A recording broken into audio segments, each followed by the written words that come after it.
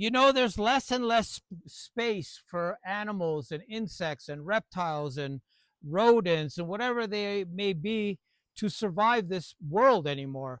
Everything's being squished out and squished further away and squished into smaller areas. So when you have a garden like this, where there's places to hide, there's places to breed, there's places to find food, it makes such a difference for the wildlife to actually be appreciated and part of a ecosystem.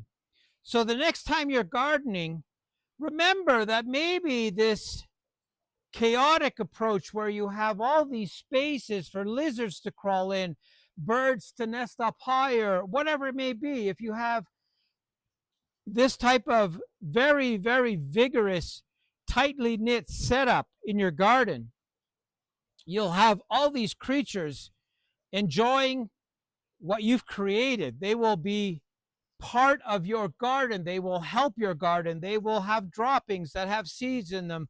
Everything that you think is negative probably is a positive. It's just how you perceive their presence. We have so many butterflies here. Are they laying eggs in the cabbage? Of course. They're doing all these things. Do we have more cabbage than we can ever eat? Of course.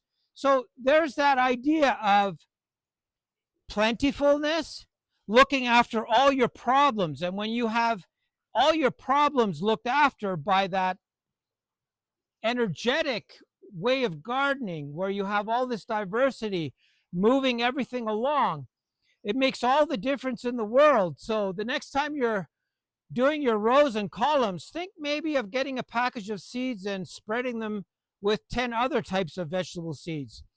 Do yourself a favor and experiment with this chaotic setup where life looks after life and life makes life prosper.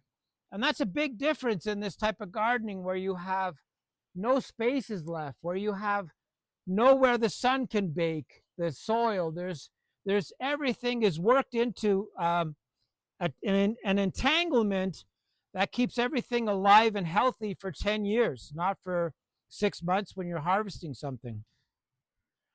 Look, as a gardener, you always have to pick your pathway. How are you going to accomplish what you want to accomplish? Do you want to grow food, or do you want to protect your garden? Do you want it to be lush? Whatever it is you want, you have to work at it hard. And you have to organize yourself in such a way that you can reach your objective. Now, when you do certain things, it makes gardening a lot easier. One of them is using a lot of plant diversity in your garden, having all these different seeds going into the ground, mix them up. A little bit chaotic, but it works incredibly well. And if you do all these things, you can achieve a garden that is less and less work every year, less and less work every week. You can do all these things where you're basically using diversity and absolute coverage to protect the ground, to allow you to get away with less watering. There's always this application or theory or something that you're implementing, and it always has this effect on your garden. It always does something in response. So by you doing certain things in your garden, you're moving your garden forward. You're moving towards self-sufficiency, towards water efficiency. You're doing all these things where the weeds can't get through here, where everything is taking care of something else in your garden. You know, I think a lot of times everything is overcomplicated with these rows and columns and these design elements that are just very overwhelming. Now, if you can get a seed into the ground, that seed is an employee. It's working for you. It's working the ground. This was a gravel pit. We're turning it into great topsoil. We might harvest the topsoil from here. We don't know yet. But we have that option of growing all these different beans and seeds and plants, grasses in this area the sand is going to convert itself to topsoil, setting it up to turn into a great growing bed here. So we have all this protection, we have all this great river silt here.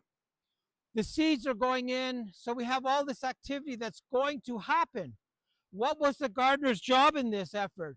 The gardener's job was to get the river silt mixed in with the sand, river sand, get the seeds in the ground, get some of these stronger plants to be the foundation, some trees, some taller grasses, and get this area in a position where it can look after itself. It doesn't need constant watering. It is basically growing in such a way that the seeds are germinating and taking advantage of the soil that is here. So remember, have a game plan. If your game plan is to grow food, emphasize that. If your game plan is to have fruit trees that will produce in 3 to 4 to 5 years, focus on that. Support those fruit trees in such a way that they're not in danger of burning out or running out of energy or whatever it may be. Look after your garden with a 15-year plan in mind. Grow as much green matter as you can. Grow as much green manure that you can. Get everything covered. Get your soil covered. Get your soil working. Keep everything in such a way that life will do the work for you. If you do that, it's incredibly powerful how quickly everything will germinate, how quickly everything will move forward in such a way that the plant material is dragging itself along. These plants that are surrounding this area here are helping each other improve the soil with micronutrients, microorganisms. This whole area will be in such a state where it is going to look after itself. You'll need a lot less energy from the gardener to take care of something like this when it's allowed to do what it's supposed to do. Yeah, a lot of times we get this concept of gardening wrong. And let me explain. So it is this idea that you have all these plants in your garden, and we misunderstand how they work together, how they are actually helping each other, how they're dragging each other along, how they're providing water to each other, nutrients to each other. So there is this real symbiotic working relationship between plants. Now, if you have the sun taking away all the moisture here compared to having it completely covered with plants, there's obviously this big difference in your garden. If you have plants that are next to each other, they're going to contribute different microorganisms and micronutrients to the plant that is next to each other. So remember, if you can work your garden in such a way that there's this symbiotic working relationship, you start with like really diverse compost. You have all these different micronutrients and organisms in your compost before the plants even start to grow. You have to remember the plants will give a big portion of their energy back to the soil. It's a very circular motion in the garden that you have to promote. You have to push the limit on that. You have to say to yourself, I'm going to have to really rethink the way I garden and let the insects come in, let the rodents come in, let all these animals be part of your garden and let them take a portion of your garden. That's okay, as long as you can have enough plant material and food for yourself to keep your garden lush and green. A working garden is a working garden for a reason. It has energy that is being circulated all the time. You're creating green manure when you're harvesting something. You're putting new seeds into the ground. You're getting all this energy happening in your garden that is a forward movement. And that forward movement is very important. Most gardeners get that wrong because they'll simply have rows and columns. They harvest it and they're back to square one. They don't have that real energy in this entanglement that happens when you garden like this with this chaotic method.